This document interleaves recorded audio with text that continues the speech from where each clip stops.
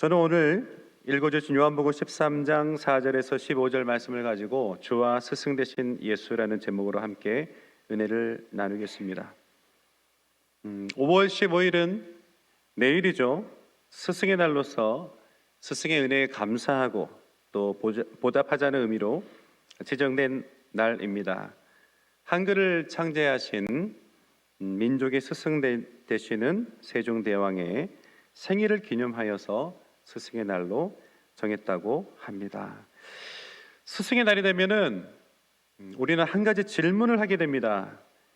나의 인생에 있어서 나를 올바른 길로 인도해 주셨던, 선한 길로 인도해 주셨던 참된 스승이 나에게 있었는가? 우리는 이런 질문을 하게 되죠. 혹시 여러분들은 어떠십니까? 여러분의 인생 가운데 그러한 스승이 기억나시는 분이 있으신가요? 저에게는 아직도 기억나는 스승이 한 분 계십니다. 제가 광주에서 소속 국민학교를 다니던 당시에 2학년 담임이셨던 전정주 선생님이 기억이 납니다. 오래되어서 뚜렷한 기억은 있지 않고 얼굴도 정확하게 기억은 나지 않고 또 어떤 말씀을 하셨는지는 잘 모르겠지만 기억이 분명하지는 않은데요, 제가 기억나는 것은 정말 따뜻하고 온화한 성품으로 그 당시에 저를 비롯하여서 우리 어린이들을 정말 인격적으로 잘 돌봐주셨던 그 기억이 납니다. 그분이 나의 인생에 어떤 진로에 있어서 막대한 영향력을 끼쳤던 것도 아니지만, 그러나 친부모처럼 따뜻한 사랑을 베푸셨다는 것만으로도 그분의 성함이 기억이 나고 감사의 마음이 생기는데에, 오늘 성경의 말씀을 보니까 우리 구세주 예수께서, 우리를 위해서 목숨을 바치셨던 우리 구세주 예수께서 우리의 참된 스승이 되신다고 성경은 예수님을 소개하고 있는 것을 보게 됩니다. 물론 우리의 구주시요 아버지가 되시며 왕이 되시는 예수님을 우리가 스승이라는 어떤 제한적인 역할로 설명할 수는 없는 것이 당연하지만, 그러나 그분 스스로가 우리에게 자신을 스승이다라고 소개한다라는 것은 특별한 의미가 있는 것이 아니겠습니까? 저는 오늘 말씀을 함께 살펴보면서 우리의 인생에 가장 소중한 참된 스승이 계시다는 사실을 이 시간 깨닫는 저와 여러분 되기를 간절히 주님의 이름으로 축원을 드립니다. 오늘 본문의 말씀을 보니까요, 본문은 예수님께서 십자가를 지시기 직전에 한 제자의 다락방에 모든 제자들과 함께 모여서 마지막 만찬을 나누고 있는 그곳에서 갑자기 일어났던 일들을 기록하고 있습니다. 보통의 경우에 유대인들은 만찬을 나누거나 식사를 하거나 아니면 밖에서 외출을 하고 돌아오면 그 집에 있는 종들이 손님들의 발을 씻겨주는 것이 관례였습니다. 그런데 그날따라 이 일을 할 종이 없었던 것 같습니다. 모두가 불편했지만 어쩔 수 없이 식사를 하기 위해 식탁에 다 모여 앉아 있는 상황입니다. 제자들 가운데 아무도 내가 우리 제자들의 발을 씻겨줘야겠다, 우리 예수님의 발을 씻겨줘야겠다, 이런 생각을 하지 못했던 것 같습니다. 근데 이것은 지극히 당연한 것이었어요. 왜냐하면 당시에 발을 씻기는 그 행위는 종들만 하는 행위였어요. 그러므로 제자들은 자신들이 이 일을 해야 된다라는 아무런 생각 자체가 없었습니다. 그런데 그때에 그곳을 소란스럽게 만들었던, 또 작은 그러한 당혹함을 주었던 사건이 일어났어요. 그 사건은 무엇이냐? 예수님께서 그들의 발을 씻겨주시기 시작을 한 것입니다. 민망하고 그들에게 있어서는 다소 충격적인 예수님의 돌발적인 행동이었습니다. 여러분, 당시에 발을 씻기는 건 종만 한다 그랬죠? 심지어는 유대인들 종들에게도 시키지 않았어요. 이방인 종들에게만 시키는 일이었어요. 그리고 오늘 본문을 보니까 예수님이 겉에 겉옷을 다 벗고 허리에 수건을 두르는 모습으로 등장을 하셔서 예수님 제자들의 발을 씻기셨다고 했는데, 이 모습 자체도 사실은 굉장히 충격적인 모습이었어요. 겉옷을 벗고 허리에 띠를 두른다라는 것은 종들만이 하는 그러한 모습이었어요.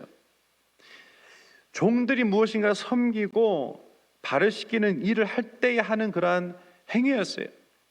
성경의 기록, 또 당시의 그 역사적인 기록을 보면 이 허리에 스카프를 두르고 이 수건을 두르는 이러한 표현들이 종들에게 제한되어서 나타나고 있는 것을 볼 수 있습니다. 대표적으로 아브라함이 그의 여종이었던 하갈을 내어 쫓을 때 하갈의 허리에 스카프를 두르고 쫓아내었다라는 그런 표현이 있어요. 그만큼 예수님께서 지금 이러한 모습으로 제자들에게 발을 씻기는 행위를 했다라는 것은 그들에게서는 충격적인 일이었습니다. 오늘날 우리들이야 이것이 정말 아름다운 섬김의 모습이요, 정말 낭만적인 모습으로 보일 수 있으나 당시에는 그렇지 않았다라는 거예요. 매우 굴욕적인 그런 모습이었던 것입니다. 그때에 예수님께서 한 사람 한 사람 제자들의 발을 다 씻기신 이후에 민망해하고 당혹스러워하는 그들에게 예수님께서 자신이 왜 이러한 행동을 했는지를 가르쳐 주시는 말씀이 13절 14절에 나와 있습니다. 예수님이 뭐라고 말씀하시느냐? 너희가 나를 선생이나 또는 주라고 부르는구나. 너희 말이 옳도다. 즉 나는 선생으로서 그리고 주로서 너희들에게 있어서는 섬김을 받을 위치에 있다고 너희들이 생각하지 않느냐? 너희 말이 맞다. 그러하다. 그런데 내가 주와 또는 선생이 되어 너희의 발을 내가 씻어 주었으니 이제 너희도 서로 발을 씻겨주는 것이 옳은 상황이다, 옳도다라고 말씀을 하셨습니다. 사랑하는 성도 여러분, 사실 오늘 이 만찬의 자리에서는 예수님이 그들의 발을 씻기기 전에 잠깐의 소란스러운 다툼이 좀 있었습니다. 누가복음 22장 24절에 기록되어 있는데요, 무슨 다툼이었느냐? 제자들 가운데 갈등이 생겼어요. 다툼이 일어났어요. 어떤 내용으로 생겼냐? 누가 더 큰 자인가? 예수님이 이제 로마를 전복시키고 이스라엘을 회복하여서 이스라엘을 독립시키는 그 나라, 예수님이 왕으로 통치하시는 그 나라가 되면 우리 제자들 가운데 누가 높은 자리에 오를 것인가? 이 문제를 놓고 그들은 매우 현실적인 문제로 다투고 있었습니다. 불편하고 어색한 자리가 있었겠죠. 이 만찬의 자리가 분위기가 좋지 않았을 것입니다. 그러자 예수님께서 그 분위기를 견디지 못하시고 오늘 본문의 말씀 3절 4절에 보니까 식사를 하던 중에, 다 마치신 것도 아니고 식사하시다가 자리에서 일어나셨어요. 그리고 이 일을 하신 거예요. 그리고 이 지금 만찬의 자리는 제자들이 마지막으로 다 같이 모일 수 있는 마지막 최후의 만찬의 자리였어요. 다 같이 모일 수 있는 마지막 자리에서 예수님은 반드시 이 이야기를 이들에게 해야겠다라고 여기십니다. 그래서 이 말씀을 하신 거예요. 그러면서 너희가 서로 발을 씻기는 것이 옳다라고 그들에게 가르쳐 주시고 있습니다. 여기서 옳으니라라는 표현은 빚을 졌다, 너에게는 이제 의무가 있다, 이것은 선택사항이 아니라 필히 해야 되는 의무사항이다라는 것을 강조하는 그런 표현이에요. 주와 선생 되신 예수께서 오히려 너희들을 씻겼기 때문에 너희들도 서로 이제 발을 씻겨야 되는 것이 당연한 것이다 라고 그들에게 가르쳐 주시는 것입니다. 사랑하는 성도 여러분, 우리가 예수 그리스도를 나의 구세주로 영접하고 하나님의 자녀가 되고 교회의 구성원이 된 그것이 사실이라고 한다면 우리는 서로를 섬기기 위해서 주님의 부르심을 받은 자들이심을 믿으시기를 주님의 이름으로 간절히 부탁을 드립니다. 혹시라도 우리가 섬김을 받고자 하는 마음이 조금이라도 있다면 오늘 이 시간 다 내려놓으시기를 주님의 이름으로 간절히 부탁을 드립니다. 여러분, 우리가 교회 공동체가 되었다는 것은 어떤 태도를 가져야 되느냐? 교회 안에서 누군가는 섬김을 받고 누군가는 섬겨야 된다라는 그 구분이 있어서는 절대로 안 된다라는 것을 의미합니다. 서로 섬기고 봉사하고 서로를 위해서 희생하고 서로를 위해서 자신의 것들을 나눠주며 자신이 먼저 희생하고 봉사하며 자신의 것들을 포기하는 것이 당연한 것이며 그것이 바로 우리에게는 의무적이고 우리가 누릴 수 있는 특권이다. 예수님은 그렇게 가르쳐 주시는 거예요. 그러므로 아무도 교회 안에서 자신을 높이려고 하거나 대우를 받으려고 하거나 섬김을 받고자 하는 마음을 가져서는 안 되는 것이 성경의 가르침이라는 것입니다. 여러분 가운데 혹시 내가 나이가 많고 신앙이 연륜이 있기 때문에 사람들이 나에게 예의를 갖춰야 되고 나를 인정해 주어야 된다고 생각하는 그런 분들이 있습니까? 여러분, 섬김을 받고자 하는 그 자리에서 빨리 내려오시기를 주님의 이름으로 간절히 부탁을 드립니다.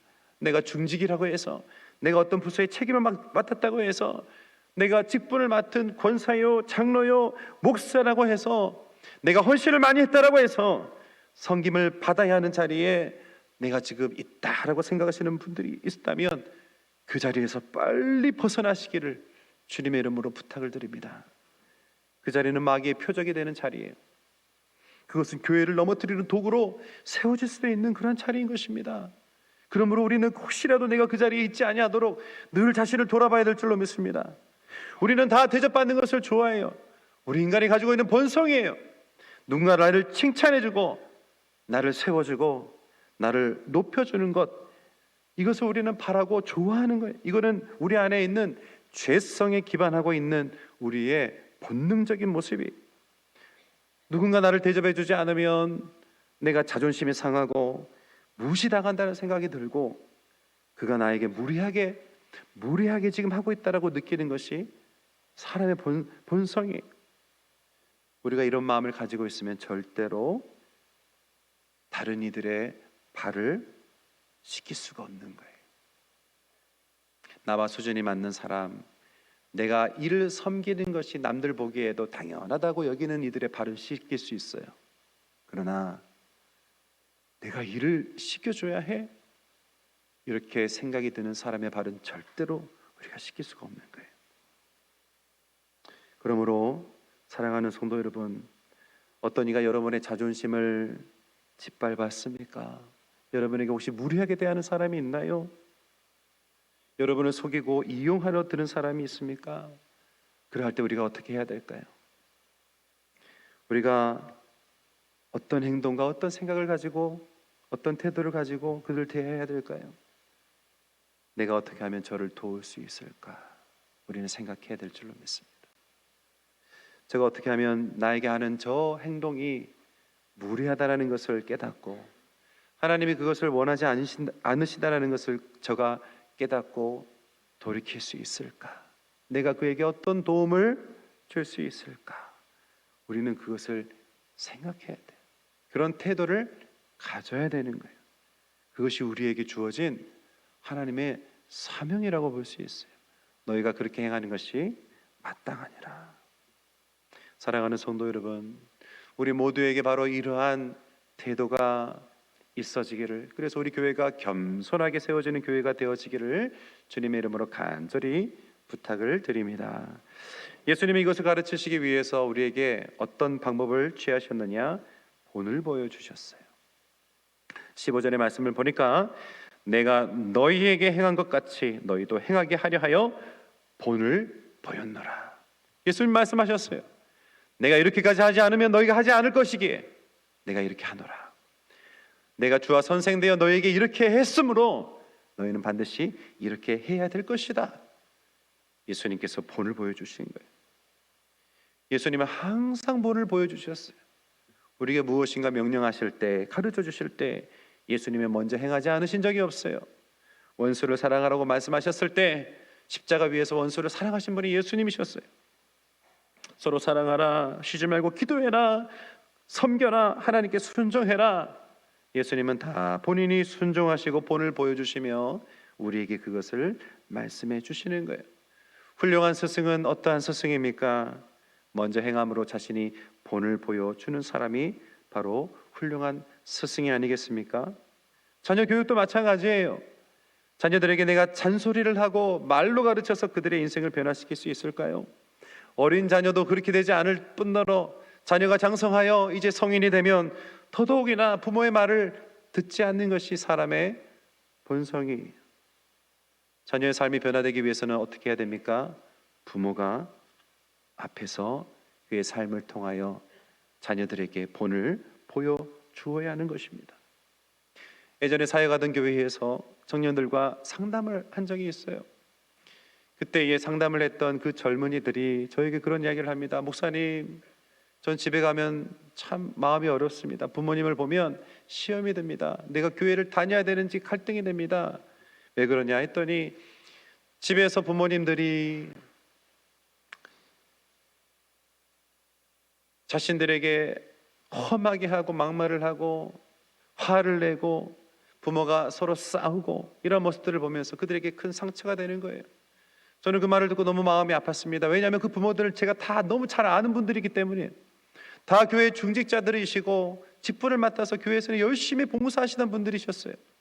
그러나 교회에서는 거룩한 것처럼 열심히 주님 잘 섬기는 것처럼 하지만 정작 가정에서는 그렇지 못한 모습이 있었다라는 거예요. 그 이중적인 모습을 보고 자녀들이 마음에 상처를 받고 실망한 것입니다. 어떤 자매가 이야기합니다. 목사님, 저는 결혼을 꼭 해야 되는지 모르겠어요. 이 녀석아, 결혼은 하나님께서 제정하신 법이고 남녀가 부모를 떠나서 하나가 되어 가정을 이루고 생육하고 번성하는 것이 성경의 가르침이야. 이렇게 원론적으로 이야기를 하면 이 친구가 이렇게 이야기를 합니다. 목사님, 알지요. 그러나 저는 어렸을 때부터 우리 가정 안에서 성경이 말하고 있는 그 가정이 주는 놀라운 축복, 그 은혜와 그 평강과 따뜻함을 느껴본 적이 없어요. 저는 늘 부모님으로부터 혼나고 박해를 당하고 부모님들 늘 싸우는 모습을 보고 그런 것을 보면서 늘 상처받고 살아왔기 때문에 저는 굳이 내가 결혼을 위해서 이 일들을 또 내 자녀에게 겪게 해 줄 필요가 있는가, 그런 생각이 듭니다 라고 이야기를 하는 거예요. 그러니까 이 자매에게는 부모들끼리, 이 부부끼리 아름답게 사랑을 나누고 자녀들에게 사랑을 베푸는 그런 아름다운 가정에 대한 이미지가 없는 거예요. 아무런 기대함이 없는 것입니다. 우리가 무엇을 하든지 간에 그것을 하려고 할 때 그 일에 소망을 갖고 긍정적인 어떤 이미지를 가지고 있어야 그 일이 즐겁고 그 일을 하고 싶은 거 아니겠습니까? 직장을 구하려고 했을 때도 직장에 소망이 있다라고 느끼고 직장에 좋은 모습을 봐야 그 직장을 들어가고 싶어 하는 것처럼 좋은 이미지와 좋은 소망이 보이는 그것을 하고 싶은 것이 사람의 마음인데, 이 젊은이들이 부모님 세대의 모습들을 보면서 소망을 잃어버린 거예요.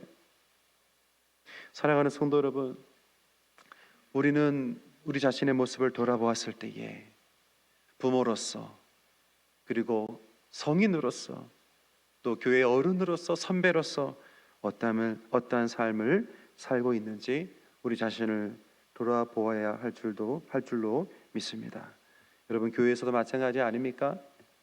우리가 후배 성도들을 보면 답답하고 또 지적하고 싶은 부분이 보이고 부족한 부분이 보이고 가르치고 싶은 부분이 보일 때도 있지요.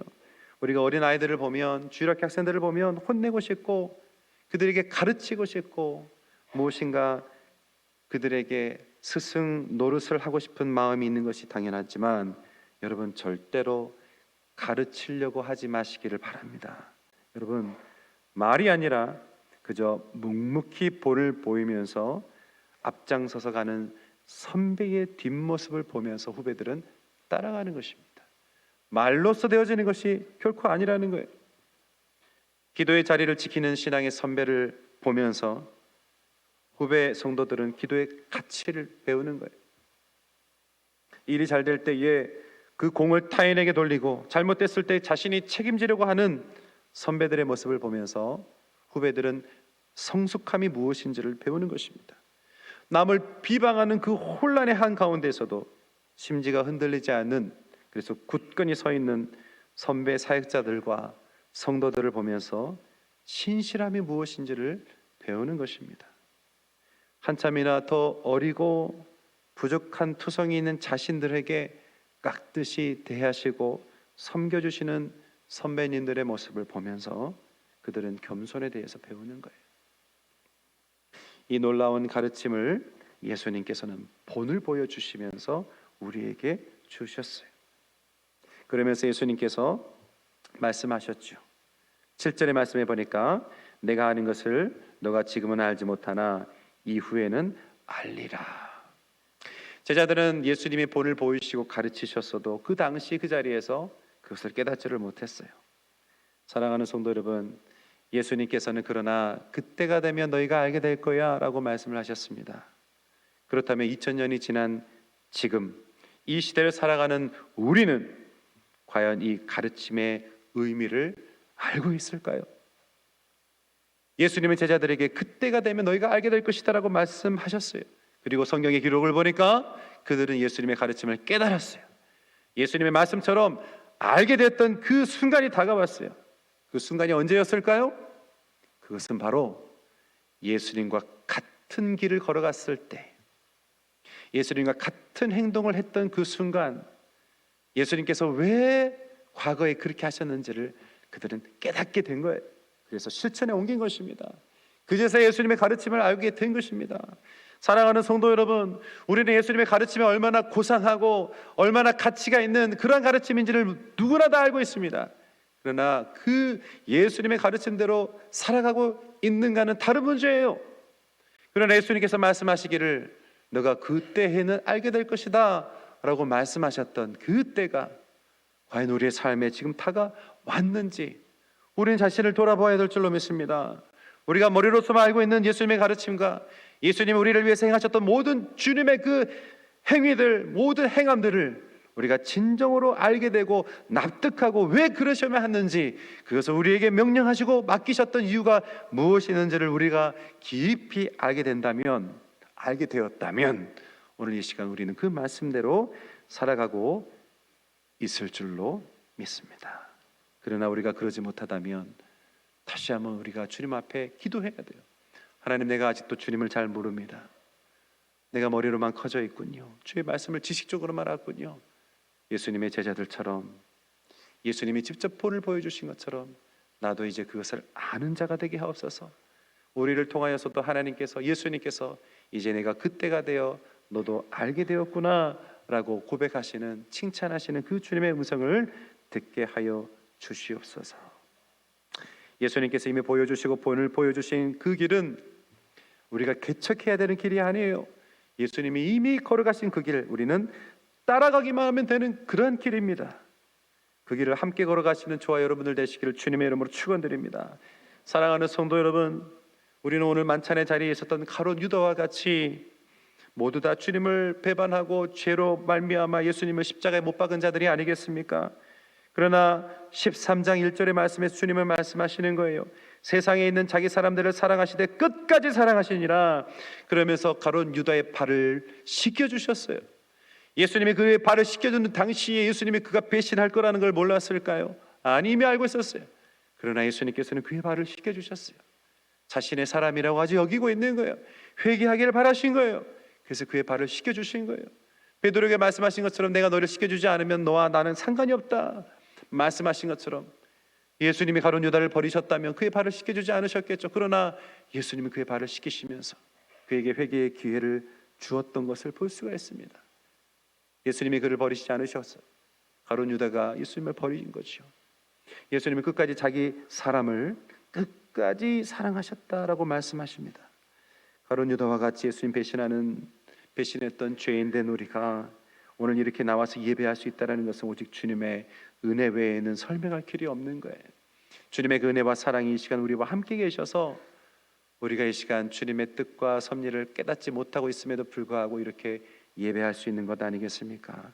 이 놀라운 은혜를 받았다는 사실, 이것이 바로 우리가 예수의 본을 쫓아 행할 수 있는 동력이 되는 것인 줄로 믿습니다. 이 은혜를 우리가 붙잡으면 우리에게 본을 보여주신 예수님의 그 가르침을 순종할 수 있게 될 줄로 믿습니다. 할렐루야. 말씀을 맺겠습니다. 우리는 모든 것에 본을 보여주신 참된 스승 예수 그리스도를 모시고 살아가는 자들입니다. 우리 또한 그의 참된 제자가 되어야 될 줄로 믿습니다. 예수님은 요한복음 13장 35절에 말씀합니다. 너희가 서로 사랑하면 이로써 모든 사람이 너희가 내 제자인 줄 알리라. 아멘. 기도하겠습니다. 하나님 감사합니다. 오늘 또 우리를 예배 자리로 불러주신 것 감사합니다. 우리가 주님을 예배할 때에 하나님 놀랍게 역사하여 주셔서 주의 말씀대로 순종하며 살아가는 주의 참된 제자의 삶을 살게 해주실 줄 믿습니다. 우리의 참된 스승 되신 예수 그리스도의 이름으로 감사드리며 기도드리옵나이다. 아멘.